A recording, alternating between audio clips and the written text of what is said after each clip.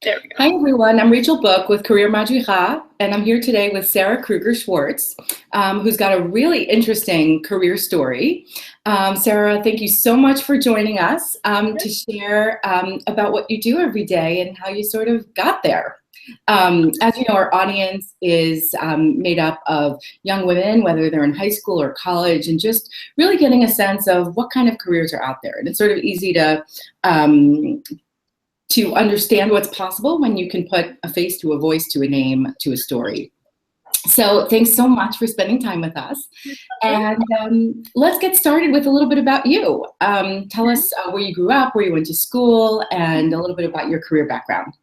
Okay, so I grew up in Baltimore, Maryland, and I went to Beis Yaakov there for high school. I spent a year in Israel, and then I went to Towson University, which is in a suburb of Baltimore, for college, and I majored in computer science. This was quite a number of years ago, they actually had just started this major that they called computer information systems, which was like a little bit more business oriented, which just felt, I started out as a computer science major, and then when I saw this after 1 or 2 semesters, I felt like it was more in line with what I wanted to do. And I ended up taking a minor in business administration, and then that's what I came out with that degree. My bachelor's is in computer information systems with a minor in business.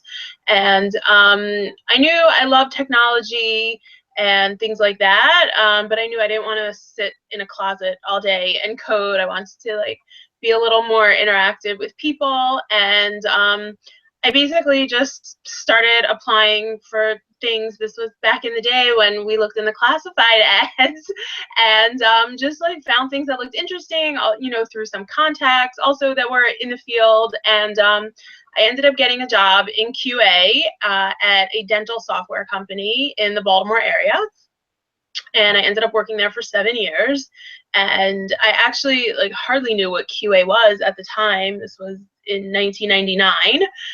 Now I think people who are in the industry, have heard of it, and it's like a big buzzword. But when he described the position, I was like, it sounds great. And that's how I got started, basically. And so I was there for quite a while. And then after 7 years at that job, I moved to New York. And by then, job hunting was a little bit more advanced. And I was actually recruited by a recruiter. And he started telling me about the job. Also, it sounded very similar to what I had been doing before. And I went in and I met with him, and then he tells me that it's for TV Guide.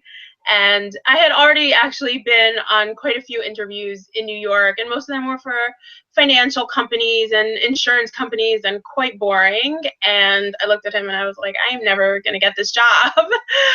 Why would I work at TV Guide? And I ended up getting it, and it was great. I had an amazing 6 years there. It was tons of fun. There was a lot of bonuses to working at a fun place like TV Guide. There was celebrities coming in all the time to be interviewed, and I was quite popular with my friends for all those years. I met a lot of fun TV actors and things like that, and I was basically running their entire website. And while I was working there, they introduced their phone app. So I was very involved in getting that off the ground. And then I made Aliyah in 2011. And so I had about 12 years experience already at the time. And what I did when I made Aliyah, I obviously been in touch with a lot of people, Nefesh B'Nefesh, obviously, and friends. And, people were telling me, it's all about networking. It's all about who you know. And I just took my resume and I emailed it to literally every person that I knew that lived in Israel, or that had family or friends or connections in Israel. And a friend of mine from Queens sent it to a friend of his who lives in Karnei Shomron. And a couple months after I made Aliyah, I got a phone call from this guy, and he's like, I got your resume from so-and-so, this friend of ours. Do you want to come in for an interview? We have this maternity leave position open. It's going to be a 6-month position. And at the time, I actually was still in Ulpan. Ulpan usually goes for about 5 months. I started right after I made Aliyah. And I really wanted to finish that and take a little bit of time off even, but this job really just literally fell into my lap. And it was in Jerusalem where I was living, and that's pretty, the rest is history, as they say. I worked there for about 4 years, and then there was, after I was there for, a good number of years, they actually were just doing like company-wide layoffs. And every 6 months they were like laying off these huge groups of people. So, we all knew that eventually it was coming, and eventually my turn came. And that was last summer, the summer of 2015.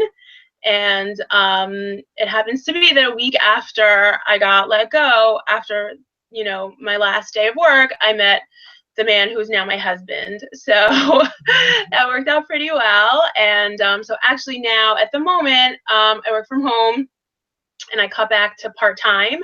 And I'm actually working for an American software company and working remotely from here. So that's pretty much my education and career, I guess, in a nutshell. What a great story. So it sounds like you found an area of technology that was really interesting to you because it had a business focus. So you really thought about your skills and your interests and your personality and how you can apply them. I get what everyone's thinking is, what the heck is QA? So can you tell us a little bit about what QA is, what a typical day in your life looks like, and maybe what skills you use? Okay. So QA stands for quality assurance, and it basically means testing software, like ensuring the quality. And the basic idea is that, in most companies, obviously every company will run a little bit differently, and there's differences between like a large corporation and like a small startup type of place. But basically the developers write the code, and then before it gets released into the software, whatever that may be, it has to go through some sort of testing process. So as a QA analyst, or different engineer, whatever you call yourself, you have interaction with the developers. So most companies would want you to have like a good coding background. Anybody who's in the technology field knows developers are not the easiest people to talk to. So if you can kind of speak their language, that's very helpful. So I had all of that. I coded a lot in college, and I even, in almost all of my jobs, I've done like some low-level coding, scripting, things like that. So that's always been very helpful. And then, again, depending on the type of product that you're working on, you might have interaction with customers as well. So it's also nice to have like a little bit of those types of skills, being able to talk to end users who are not technically savvy, and kind of like bridging that gap between the users and the developers.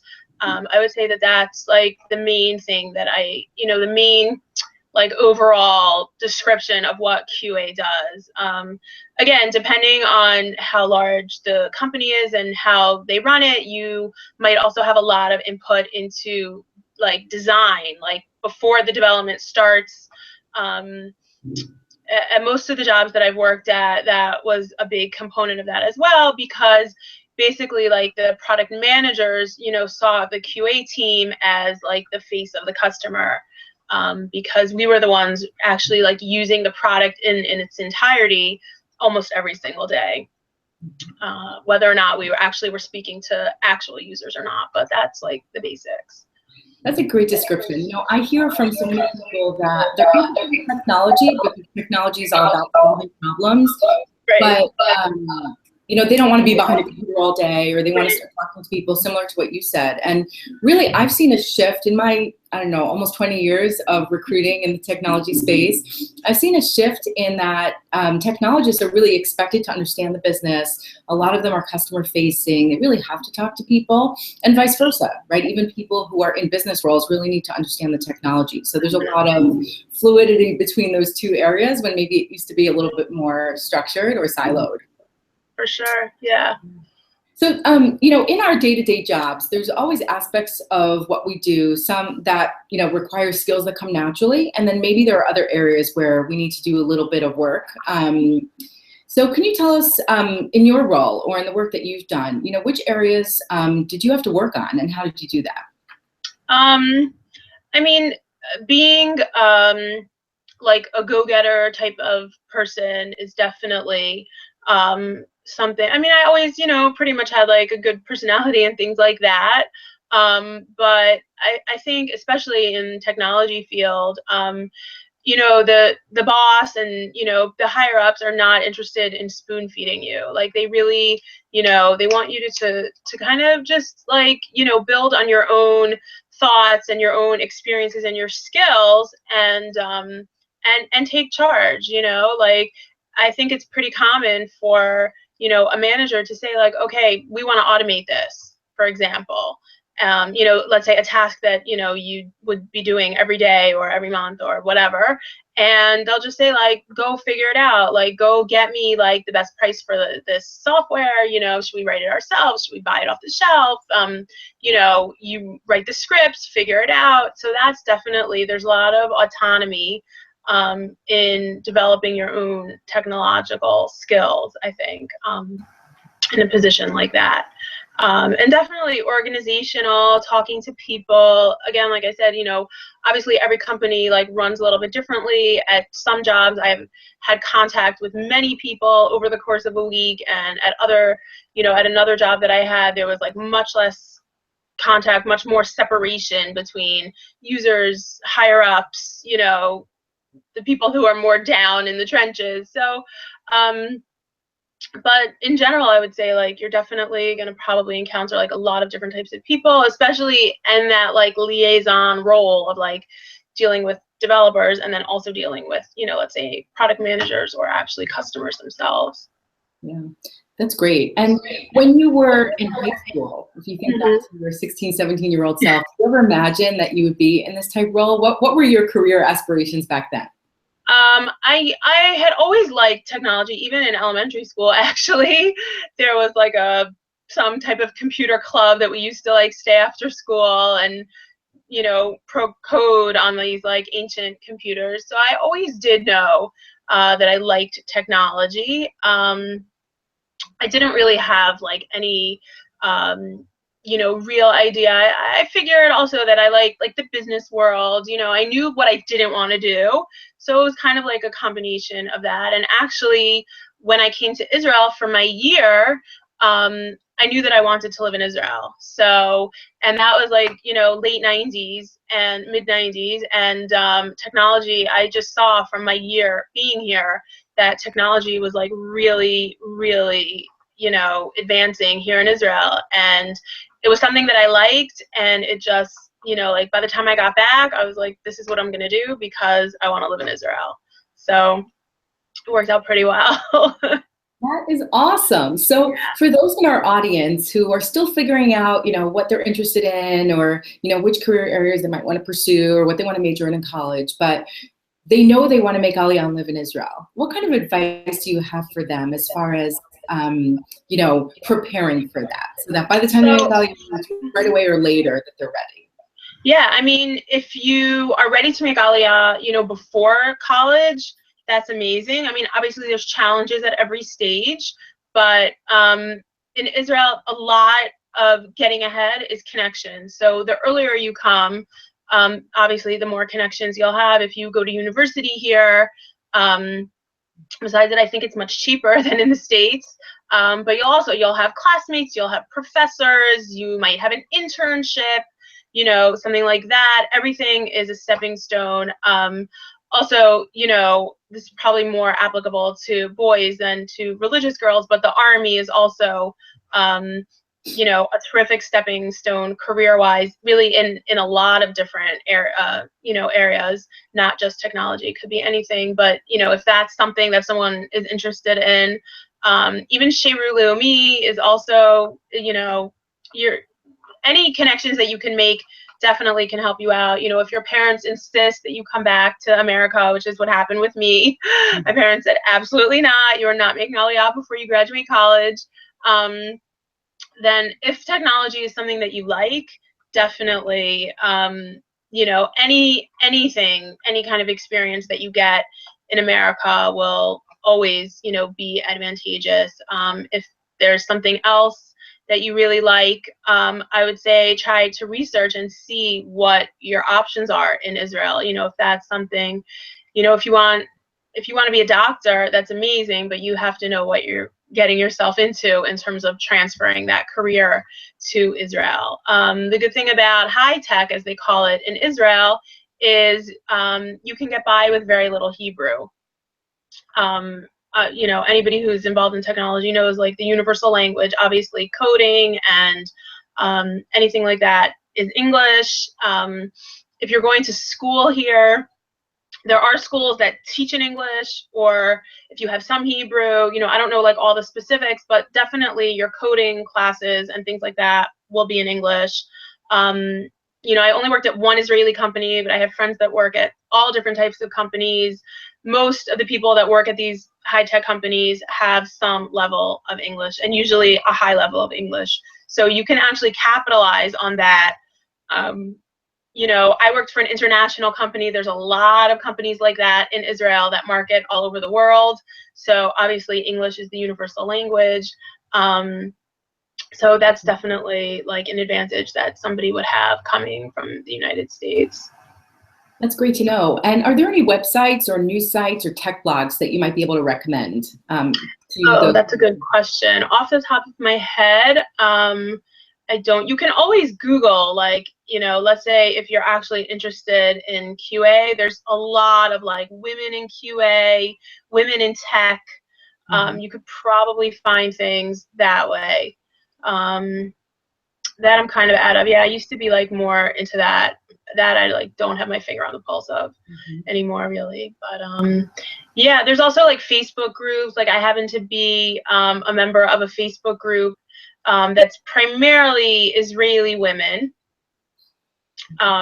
who are in all different types of fields, but mostly tech and related fields. And like I actually just had a work-related question recently, and I posted 2 people, you know, were very happy to chat with me over email for a couple minutes, you know, and give some advice or point me in the right direction. They actually told me about like a workshop that's going on one night next week in Tel Aviv, which is like very applicable to what I was asking about. So things like that. Yeah, I would say like Facebook groups, things, you know, especially let's say like in the area of the geographical area, like this group is, like I said, is I would say 90% Israeli women. So right away they were like, oh yeah, there's actually this workshop next week. And I'm like, that's amazing, you know? So yeah, that's what I would suggest, things like that. There's definitely a great community of women in technology, and they can rally together across all 100% expertise, and companies want to hire women in technology. Definitely, yeah. I mean, I found that. Yeah, like I said, you know, I was in college in the late 90s, and there were very few women in any of my classes, but you know, we all stuck together, and definitely in my career and in all the different jobs that I've held, you know, obviously women are the minority, but very supportive and very excited to get younger women involved. And yeah, and especially actually in QA, most of the people that I've worked for, like most of my managers have said that women just have a different eye, you know, for things like software testing, you know, user experience, and actually most of the people in QA that I've worked with have been women. So it's, that's also an advantage. Okay, awesome. Well, thank you so much for joining us, Sarah. If any questions for Sarah or any comments, you can feel free to write them in the comments area, and we'll do our best to respond. So thanks so much. Have a great day, everyone.